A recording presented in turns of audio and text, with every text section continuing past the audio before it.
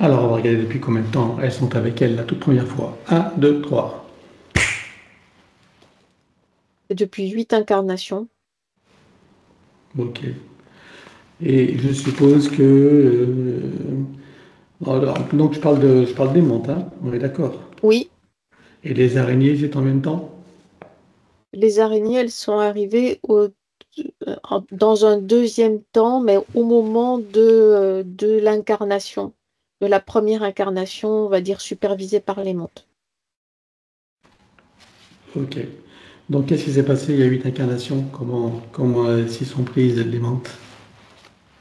Elles se sont présentées là dans les roues d'incarnation pour aide et soutien et suivi des incarnations suivantes. Sous quelle forme elles se sont présentées? Sous des formes humanoïdes angéliques, Hmm. inoffensives et bienveillantes. Ok. Et donc, évidemment, elle a accepté. Oui, Et ensuite, qu'est-ce qui s'est passé? à partir de ce moment-là, toutes les incarnations ont été dirigées, organisées et supervisées par ces entités-là, par les montes. Est-ce que ce sont elles qui choisissent les lignées dans lesquelles elle va s'incarner, notamment Oui, celle d'Alexia aujourd'hui? oui. Quel type de lignée elles choisissent pour elle? Ce sont des lignées déjà connues et sur lesquelles ces montes ont en quelque sorte l'habitude de travailler. Elle présente quel type de faille? Principalement des failles psychiques et émotionnelles par facilité de contrôle et avec des coupures qui présentent des coupures et des cassures, notamment au niveau des polarités masculines et féminines. Ok. Bien, on va regarder donc avant cette désincarnation. On va voir le type de vie qu'elle a eu, le pays, le contexte, l'époque, sa polarité et la façon dont elle a quitté son corps. Un, 2, 3. La polarité était masculine et le passage de l'autre côté a été violent. C'était comme une sorte de soldat ou quelque chose comme ça. Le pays, c'est pas en France, c'est loin, c'est plus du côté de l'Asie, type sud-est asiatique. Et, il y a comme une sorte de combat dans la jungle, quelque chose comme ça. Entre deux, c'est comme s'il y avait des sortes de, de groupes ethniques différents, mais qui se font la guerre pour des luttes de territoire. L'époque, c'est dans le 17e, 18e siècle. D'accord. Et donc, elle est Et morte de quel? il y a eu comme une sorte de... la mort, c'est par arme blanche, comme une sorte de coupe, quelque chose comme ça, et par éventration. Ok. Et est-ce que tu en vois des séquelles dans sa vie d'aujourd'hui? Oui, des fragilités d'un point de vue digestif et intestinal. Alors, je suppose que pendant que tu as toutes ces informations, que toutes les parties d'Alexia prennent conscience et connaissance de la situation, de la supercherie et des conséquences. Oui, Ça fait partie de leur bagage de connaissances et de futures compétences. Alors, combien est-ce que tu vois qu'elle a eu de vie humaine dans cette boucle de manifestation du soi supérieur? dans cette boucle-là, 33. 33 vies humaines. Ok. Donc, les araignées sont intervenues au cours de cette vie de soldat ou après? Non, après, c'est comme si elles avaient été recrutées, en quelque sorte, par les Mantes juste avant l'envoi dans la première incarnation organisée et supervisée par les Mantes. D'accord. Donc, c'est après cette vie-là, alors. C'est la vie qui Oui, a suivi cette vie de soldat. Hmm. oui. Ok. Donc, on va aller voir donc après, avant d'entrer dans la fausse matrice, sous quelle forme tu la vois et où exactement. Un, 2, 3.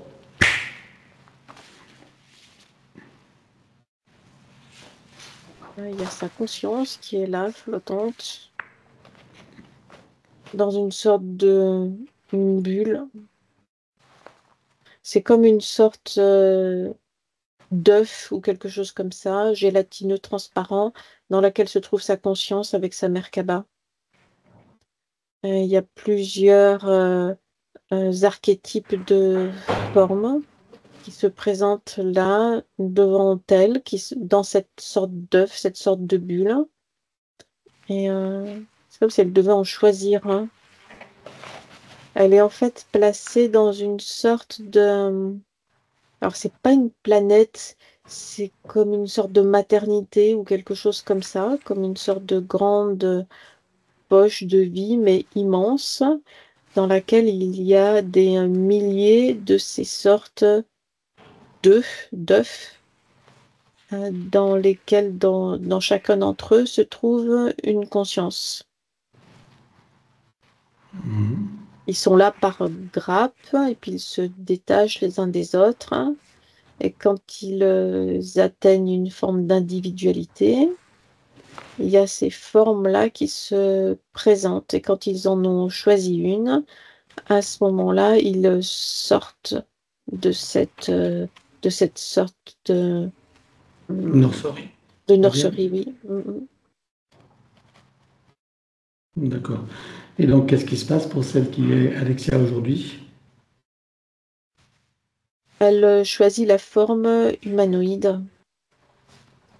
Et dès qu'elle a choisi la forme humanoïde, ça vient s'inscrire en elle. C'est comme une sorte de bagage là qu'elle transporte avec elle. Et elle commence par expérimenter cette forme-là sur une planète de notre univers, mais en 5e dimension, sur laquelle il y a une humanité qui est là présente, très semblable à l'humanité humaine, donc terrestre, mais pourtant différente puisque la planète n'est pas la même. Et cette planète se situe où alors? Elle est dans notre univers, mais pas dans notre système solaire, ni même dans notre galaxie. Si on se représente notre univers comme de forme plus ou moins ovoïde, avec notre galaxie dans le bas, vers le sud, on va dire, de cette forme ovoïde, c'est la galaxie et cette planète-là dans laquelle elle se trouve, c'est plutôt dans la partie haute vers le nord de l'univers. Ok. Et donc, quelle forme elle a sur cette planète donc, en 5D, humanoïde, et à quoi elle ressemble? C'est une forme humanoïde à polarité masculine. Ce sont des humains très semblables aux êtres humains terrestres, mais un peu plus grands.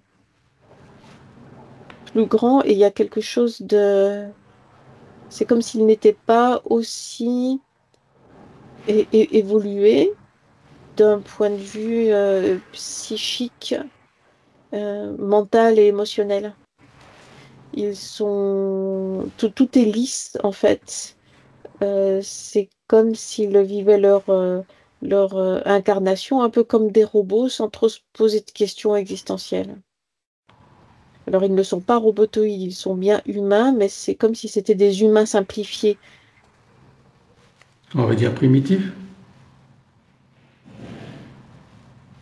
Non, c'est différent de primitif, parce qu'il n'y a même pas cette notion spirituelle, hein. C'est comme peuvent l'avoir ce que l'on appelle les primitifs, là, dans l'espace terrestre. C'est simplement le fait, c'est comme un essai, une incarnation d'essai dans cette forme humanoïde-là pour en tester les possibilités et les limites. C'est comme une sorte on va dire, de planète sur lesquelles arrivent des formes de vie intermédiaires ou dans leur première forme de manifestation d'expérience dans cette forme humaine. D'accord. Ok. Donc, quel type de vie elle a sur cette planète alors?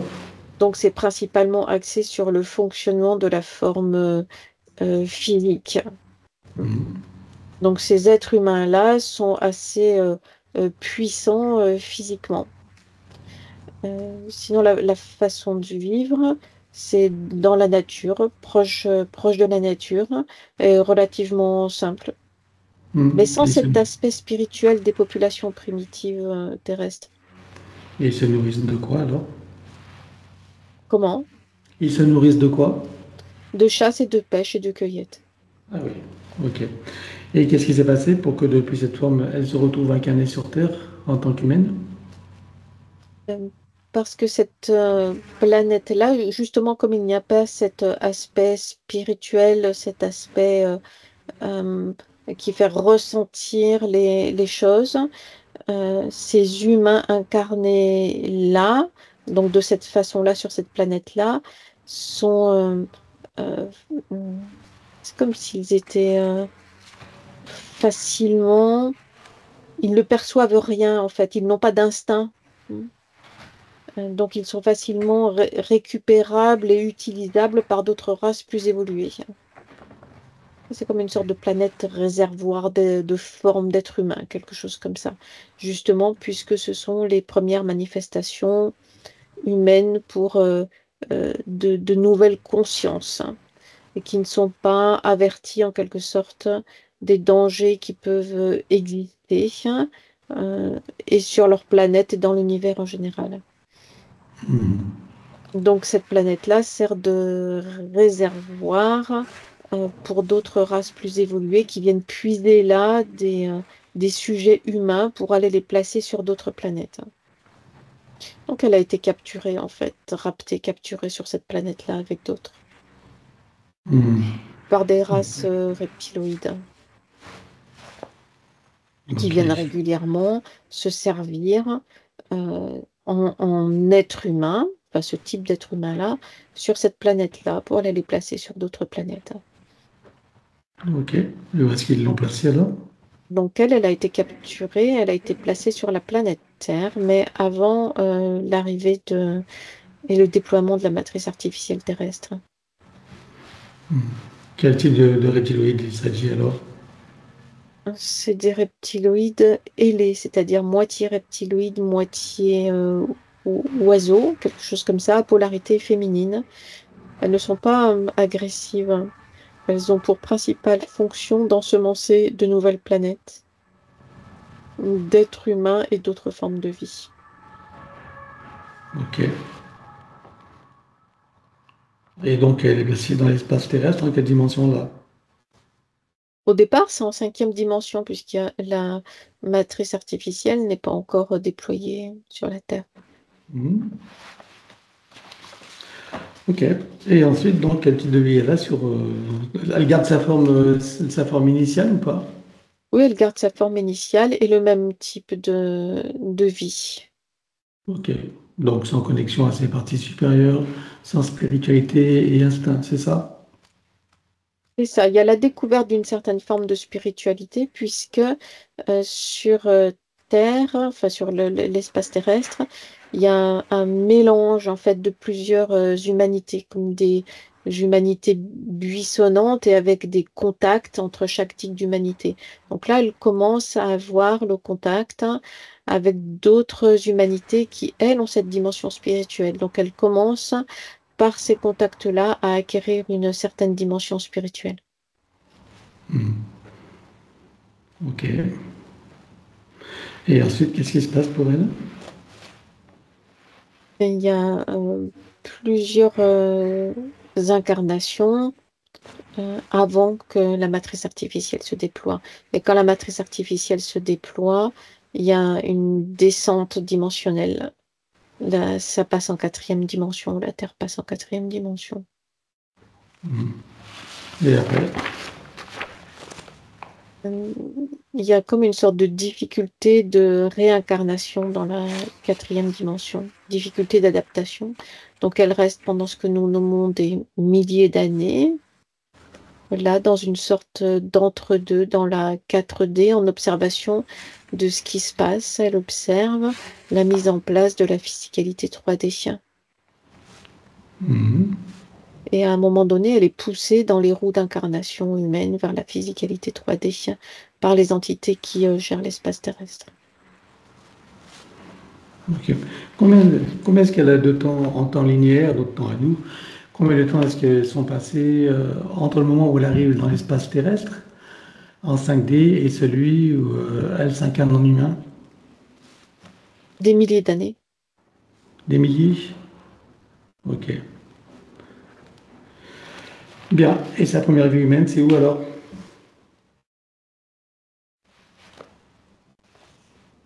C'est dans ce qui est maintenant la forêt amazonienne. Ok. Bien, à présent qu'on en sait un peu plus sur son cursus de son sens supérieur dans cette boucle de manifestation, tu peux revenir ici et maintenant. Oui, Voilà. Si tu laisses qu'il y en a encore, ou des choses qui n'ont pas été vues, même si tout disparaîtra, ou des informations qui pourraient nous être utiles. pas pour l'instant. Alors regarde son ADN éthérique, confirme-moi qu'il s'agisse bien d'elle, dis-moi si elle a été trafiquée ou pas. Oui, il y a une modification de 3%. Ok. Il y a des inclusions ou pas? Oui, 1% d'inclusion de gris. En plus de 3%? Non, inclus. C'est-à-dire, il y a 2% de modification et 1% d'inclusion. D'accord, de gris. Ok. Ça lui cause quel genre de problème? C'est comme une sorte de difficulté de connexion. C'est comme s'il y avait une sorte d'incompatibilité entre cet ADN éthérique, donc malgré ces 2% de modification, avec l'ADN humain. Donc ça vient créer des heurts et des difficultés de connexion. Donc ça intervient notamment au niveau neuronal et mémoriel. Hmm. Ok. Alors demande-lui, regarde si le reste de son essence est bien ici, si le reste de son ADN est bien issu de ton essence. Oui, Alors demande-lui si elle accepte que nous travaillons pour elle, sur elle et avec elle au cours de cette session. oui, Puisque nous avons son accord en son nom, nous allons convoquer toutes les entités en lien direct et indirect avec elle jusqu'au plan archavélique. Qu'elles le veuillent ou non, qu'elles se le cachent ou non, elles n'ont pas le choix. Je compte à 3 et elles te sont toutes apparentes. 1, 2, 3. oui. Alors, à part celle identifiée, qui voit-il d'autre? Après, il y a des entités démoniaques qui sont là présentes et qui entrent et qui sortent de son espace énergétique puisqu'il n'est pas sécurisé. Elles appuient sur quelle faille? Donc, elles viennent la bousculer principalement d'un point de vue émotionnel, en venant créer de l'anxiété, du mal-être et cette sensation d'être isolé et perdu. Ok. Qui voit-il d'autre? Après, il y a les entités qui gèrent l'espace terrestre et qui remontent en hiérarchie jusqu'au plan quantique. Vois-tu des parasites?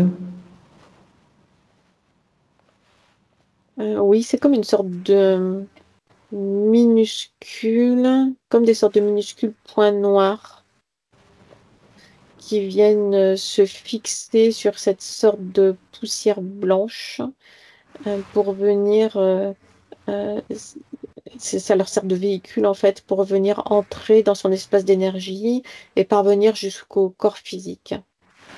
Ils sont disséminés dans tout le corps physique et ça vient créer comme des douleurs de type brûlure.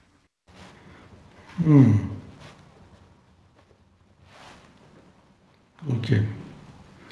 Alors, elle déclara tout spécialement qu'elles auront tout pacte, contrat, engagement, consentement, vœux, souhaits, permission, serment, allégeance, alliance, promesse, accord, tacite ou non, conscient ou non, de manière rétroactive, sur tous les plans, dans toutes les boucles, toutes les couches, toutes les vies, toutes dimensions, toutes fréquences, tout espace-temps, tout lieu de création, par toutes les portes cachées, tout ce qui est secret, dans tous les plis et replis des espaces-temps, dans tous les différents états de conscience et tout ce qui est connu et inconnu en général. On ouvre un grand portail dimensionnel et toutes les entités vues et pas vues jusqu'au plan archéologique. Tout dispositif vu et pas vu. Tout ce qui n'appartient pas à ces corps, énergie, conscience et information d'origine vu et pas vu disparaît avec traces, mémoire, empreinte, écho, résonance, réminiscence, système duplicatif et reproductif, copier-coller, programmation sur tous les plans, multidimensionnel, quantique, fractal et autres inconnus. Tu ouvres un grand portail dimensionnel et tout disparaît totalement. 1, 2, 3. Oui, Tu le refermes et tu l'effaces. oui, Alexia se place dans une bulle critique de protection. oui, Elle se crée des racines jusqu'au cœur des Gaïa et aspire énergie, substance, vitalité, structure. oui. Elle se connecte à la source et fait descendre information originelle, énergie, conscience, puissance créatrice et amour. Oui, Elle reprend d'énergie, se restructure, se ravigore, prend de la vitalité et se souvient de qui elle est en essence, au-delà de toute forme, et le ressent pleinement. oui. Comment vois-tu, Alexia? C'est beaucoup plus stable, clair et léger dans son espace d'énergie maintenant. Bien. Alors dis-moi comment réagissent les entités. Il y a de la colère, comme un instant de stupéfaction suivi de colère, avec déploiement d'une chape métallique au-dessus d'elle pour la bloquer. Ok, donc on parle des menthes, des araignées et des tigris. Oui, On va tous évoquer comme un arrêt sur image sur tous les plans. Un, 2, 3. oui, Maintenant, tu reviens en arrière et tu te positionnes à un moment juste avant que les entités réalisent qu'il se passe quelque chose et qu'elles n'aient eu le temps de faire quoi que ce soit. oui, Et là, tu ouvres un portail dimensionnel et on vire tout. Un, 2, 3. oui, Tu le refermes et tu l'effaces. oui. Alexia se place dans une musculation de protection. Par contre, je tourne en boucle. Excuse-moi, je suis désolé. Regarde la bulle énergétique d'Alexia et dis-moi s'il reste quelque chose. Il y a des échos et des résonances. Alors, on les élimine sur tous les plans comme précité habituellement. Un, 2, 3. Oui, Voilà. Alors, dis-moi maintenant si ces entités ont un moyen ou un autre de la retrouver et de la repérer. dans les autres incarnations dans lesquelles elles sont intervenues déjà. Comment s'y prennent-elles? Il y a c'est comme si ça clignotait en fait dans chaque incarnation. Il y a des reconnaissances d'ADN. Ok. Donc, déjà, pour chaque incarnation, il y a des marquages. Oui, Voilà. Et ces informations sont stockées quelque part également. oui, elles sont au niveau des montres, c'est stocké dans des bases de données qui sont là dans leur vaisseau. Ok. Alors, on élimine tout sur chacune des incarnations et dans toutes ces bases de données. C'est juste parce que c'est dans des ordinateurs. Oui, Il y en a combien? il y en a 4. Ok. Ils sont reliés à un central Oui, et lui-même est relié à d'autres ordinateurs. oui, de ces types d'ordinateurs centraux, il y en a 6. Ok. En plus des quatre. En plus des 4, ça c'est d'un point de vue local. Ok. Et est-ce que les six autres contiennent des informations en ce qui concerne Alexia? Oui, puisqu'il y a partage d'informations. Ah, ok. Bien. Et dans d'autres vaisseaux, tu vois des informations également? Oui, puisque ces informations-là sont partagées et redescendent d'un point de vue local dans d'autres vaisseaux. Bien. Alors, sans les dénombrer, est-ce que tu peux tous les rassembler? Oui, On peut tout griller? oui. On grille quoi? Les ordinateurs ou les informations? Non, les informations qui la concernent. Je m'en doutais. Allez, un, 2, 3. Oui, Regarde s'il reste quelque chose quelque part. non, il n'y a plus rien. Bien. Donc, on va rester sur les mondes pour l'instant. On fera chacun d'entre eux après pour n'oublier personne. Donc, pour ces montres, regarde si elles ont encore un moyen ou un autre de la retrouver et de la repérer. Oui, parce qu'il y a comme une sorte de copie de secours, en quelque sorte, hein, juste de ces informations à elle, de ce qui la concerne, et qui est stockée dans une bibliothèque externe, mais placée dans la quatrième dimension terrestre. Ok, c'est multidimensionnel, quantique et fractal. Oui, Bien. Alors, on détruit tout. On détruit tout. Un, 2, 3. Toutes les informations qui la concernent. c'est fait. Regarde s'il reste quelque chose quelque part. Non, il n'y a plus rien. Alors, dis-moi si elles ont encore un moyen ou un autre de la retrouver et de la repérer. Non. Alors, tu sais que les mondes sont très malignes, elles sont très fortes technologiquement. Voilà, donc regarde si elles ont dissimulé des choses, si elles ont anticipé la séance.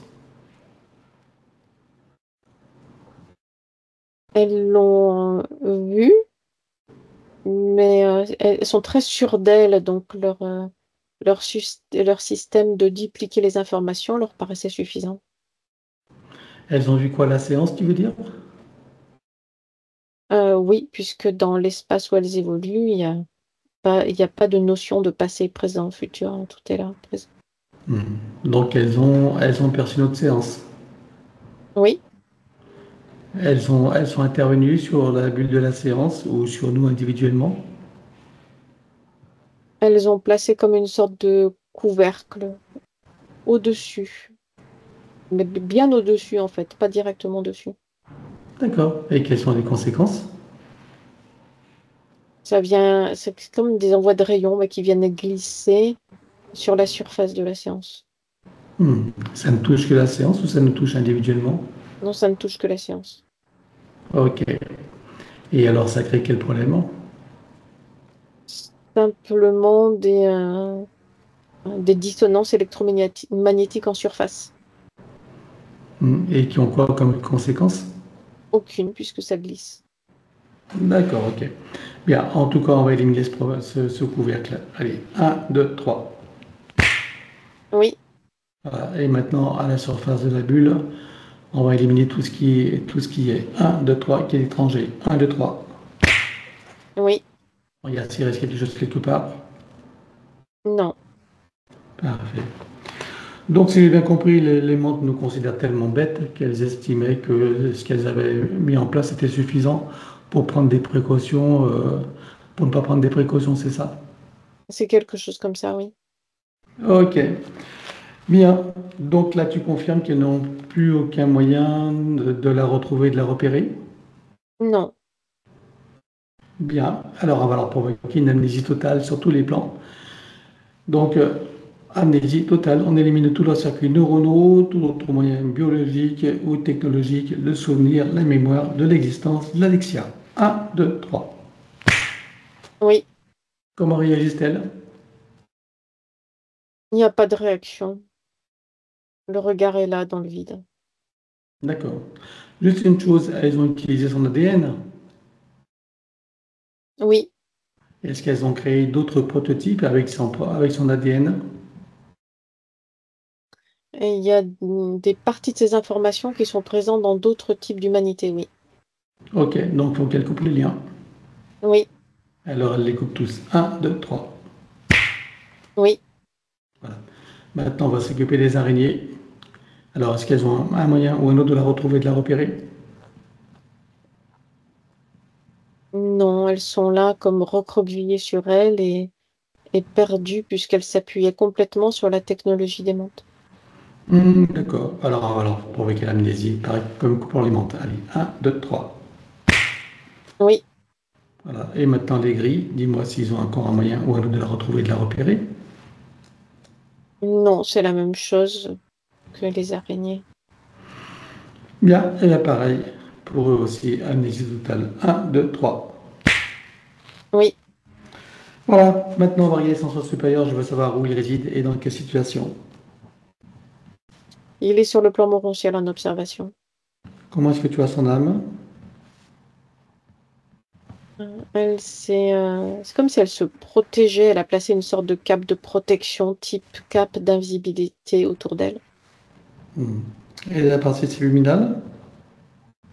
Elle a pris de la distance par rapport à la partie physique, puisque les fréquences en sont trop dissonantes. Alors, on va demander au sens supérieur s'il est adéquat donc de partir du plan morantiel pour recréer une nouvelle ligne de temps et une incarnation à neuf avec l'accès à son plein potentiel intérieur dans un équilibre, une harmonie et une santé parfaite sur tous les plans, une parfaite sécurité intérieure et l'amour qu'elle est. Oui, Alors nous y allons. 1, 2, 3. oui, De cet espace morantiel, je suppose que la partie d'elle qui y réside, c'est pourquoi nous sommes là. oui, Je lui propose d'aller à l'origine de son incarnation en tant qu'Alexia pour recréer une nouvelle ligne de temps et une incarnation à neuf avec l'accès à son plein potentiel intérieur dans un équilibre, une harmonie, une santé parfaite sur tous les plans, une parfaite sécurité intérieure et l'amour qu'elle est. Est-ce que c'est correct pour elle? oui, Alors nous y allons en mode de déplacement quantique, c'est-à-dire simultané et immédiat, sans passer par aucune condition ni influence de la matrice artificielle. 1, 2, 3. oui. Sur cette nouvelle ligne de temps et dans ces nouvelles conditions, demande-lui quels sont ses projets pour Alexa. Alexia. De se poser tranquillement dans cette opportunité d'incarnation humaine pour en apprécier tous les aspects et toutes les possibilités. Quel moment choisit-elle pour entrer dans sa nouvelle physicalité? Au moment de la conception, Et à quel pourcentage est-elle connectée à ce moment-là à la source? 98%. Tu l'invites à monter à 100%. Oui, Elle se crée les racines jusqu'au cœur de Gaïa, qu'elle programme uniquement pour cette existence. oui. Et maintenant, on va regarder son arbre généalogique. Comment le vois-tu? Il est comme strié, coupé et blessé.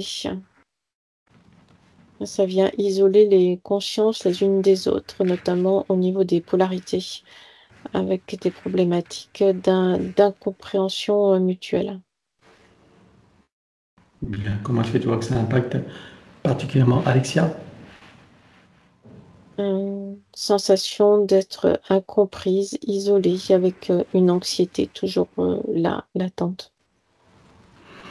On va demander à la conscience de l'arbre si nous sommes autorisés à intervenir sur lui. Oui, Tu vas à l'origine de cette situation à la toute première fois. Un, 2, 3. oui, À combien de générations sommes-nous en arrière? 48. Que se passe-t-il à ce moment-là? À la sortie des roues d'incarnation, il y a des attaques d'entités démoniaques sur les lignes qui passent dans cette zone-là. Alors, donc, est-ce que tu peux trouver un moment où cet arbre est parfaitement libre et non encore repéré? Oui, Tu te présentes à lui à ce moment-là, tu donnes des informations de ce qui pourrait survenir si rien n'est fait, et tu lui proposes de trouver une solution créatrice pour que cette situation n'arrive jamais. oui. Que choisit-il de faire? Une montée en fréquence haute et puissante qui vient le placer bien au-dessus, hors de portée et de perception de ces entités.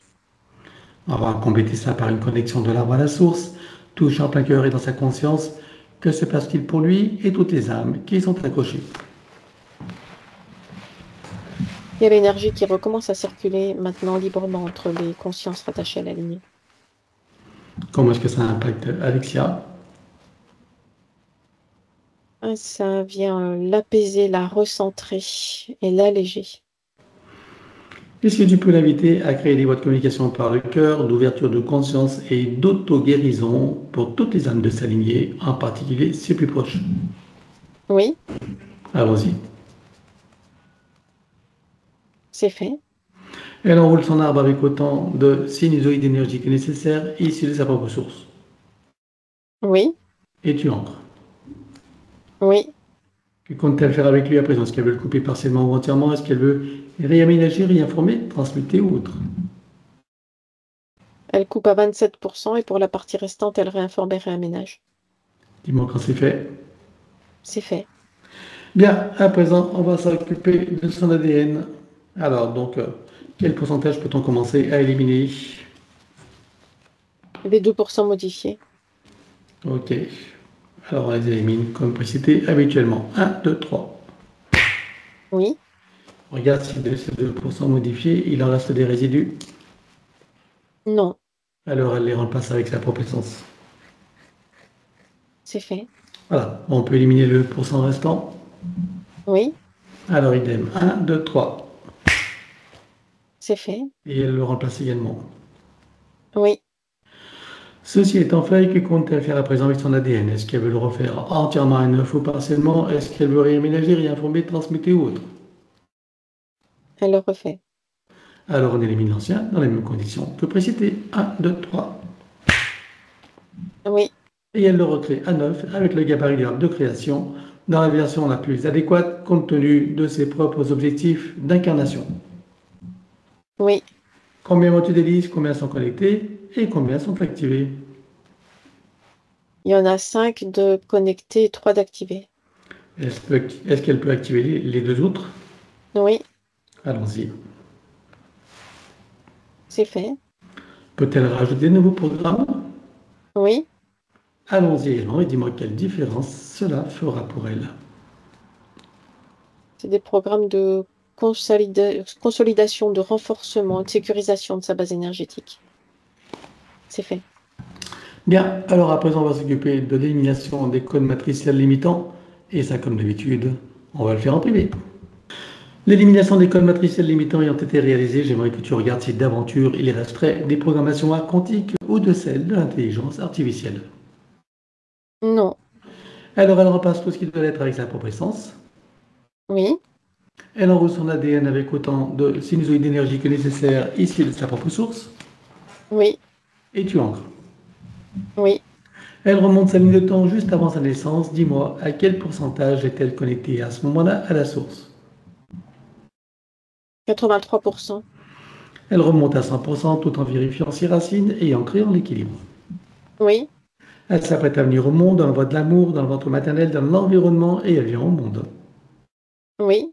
Et elle remonte toute sa ligne de temps jusqu'à ici et maintenant en se souvenant de qui elle est en essence, au-delà de toute forme et en le ressentant pleinement dans sa souveraineté, sa liberté, son autonomie, son unité, sa puissance intérieure, sa créativité illimitée, un équilibre, une harmonie et une santé parfaite sur tous les plans, une parfaite sécurité intérieure et l'amour qu'elle est. Oui. Elle enroule cette nouvelle ligne de temps avec autant de sinusoïdes d'énergie que nécessaire issus de sa propre source. Oui. Et tu ancres. Oui. Et nous effaçons l'ancienne ligne de temps avec tous les potentiels coexistants des passés, présents, futurs, sur tous les plans multidimensionnels, quantiques, fractales et autres inconnus, dans toutes les boucles, toutes les couches et toutes les vies. Oui. Et elle déclare que tout ce qui est inhérent, attenant et afférent à l'ancienne ligne de temps sur tous les plans, dans toutes les vies, toutes dimensions, toutes fréquences, tout espace-temps, toute bulle de création, avec traces, mémoire, empreinte, écho, résonance, réminiscence, système duplicatif et reproductif, copier-coller, programmation, que tout soit rompu et effacé. 1, 2, 3. Oui. Et pour accélérer la manifestation de tout ce qui a été fait jusqu'à présent, y compris pour l'arbre généalogique et pour chacune des consciences concernées, tu vas baliser un chemin énergétique pour faire redescendre les énergies et les informations sur le plan physique en 3D et les ancrer pleinement. Oui.